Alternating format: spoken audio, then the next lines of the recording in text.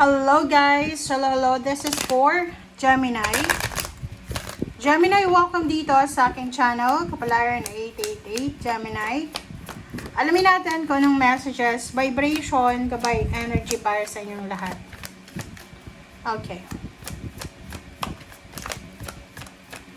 Gemini, let's check. This is your energy reading, guys.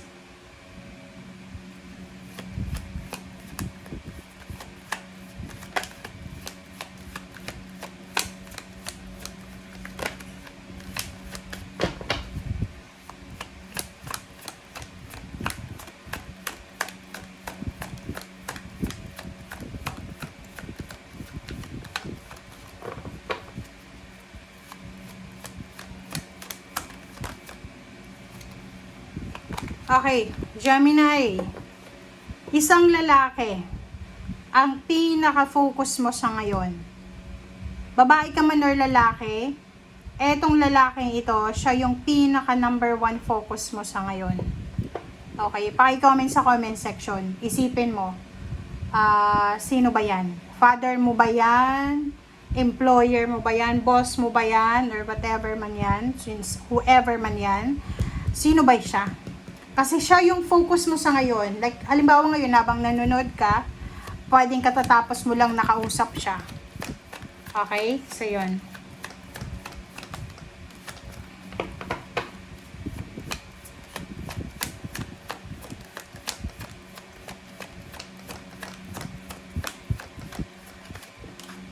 Okay. Next card natin is 38. Na, toil and labor. Ayun. So, you're dealing with your boss or team leader.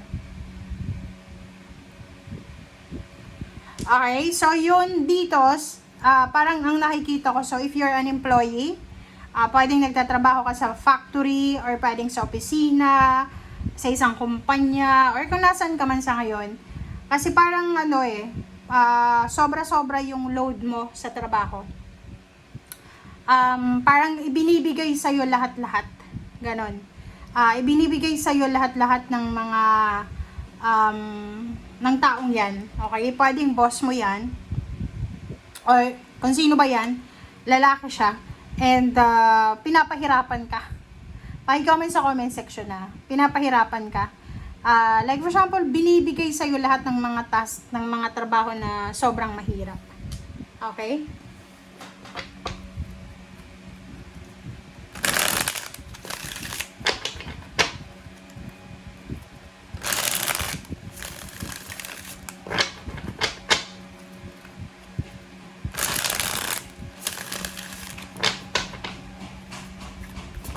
Okay. Okay, first card natin is King of Pentacles. Okay, ang taong yan ay mapera. Pwedeng financially stable siya or mapera siya. So, sinasabi ng barahan na yan na because of money, kaya pinagtsatsagaan mo siya. Because of job, because of your dreams, because of your financial needs, kaya pinagtsatsagaan mo siya. Totoo ba yan? Paki-comment nga sa comment section. Yung halimbawa, pagod na pagod ka na, para sa pamilya eh. Diba? Parang nakikita ko sir dito, Gemini, na dahil sa pamilya, dahil sa pangarap mong bahay at lupa, dahil sa pangarap mong magandang buhay, or para mabigyan ng magandang kinabukasan yung family mo, talagang kahit na mahirap, talagang gagawin mo.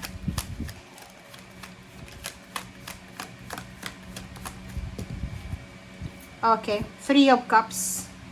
And at the same time, nakikita ko sa'yo dito na pwedeng meron kang pinaghahandaan, Gemini, na okasyon. So, maybe there's a celebration, like for example, housewarming, house blessings, birth of the family members, parang ganon. It's because, kaya sobra-sobra yung yung trabaho mo. Okay? Sobra-sobra yung trabaho. Parang, ang nakikita ko sa'yo dito, yon, sobra-sobrang sobra-sobrang overtime, double time, parang ganun. Double time ka sa pagtatrabaho, kasi may pinaghahandaan ka. Pinaghahandaan kang malaking okasyon, parang ganun. Okay. Ang next mo dito ay hangman.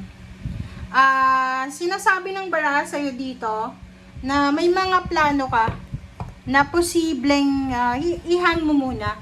May mga plano ka na kailangan mo munang i-set aside. Parang ganun. So, yung mga plano na yan, siguro hindi mo na muna gagawin because nakafocus ka sa task mo. Parang ganun.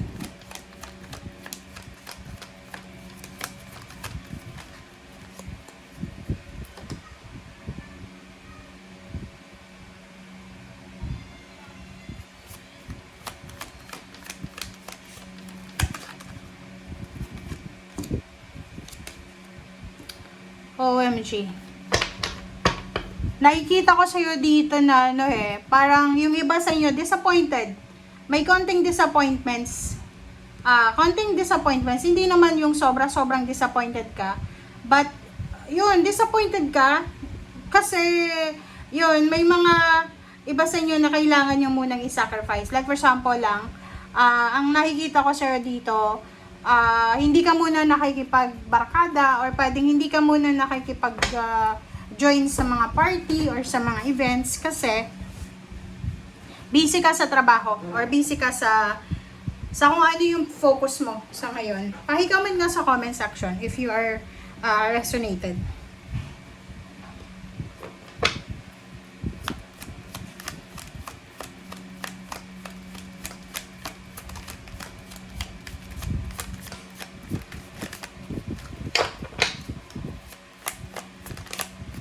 Alright. Three of Pentacles. Wow.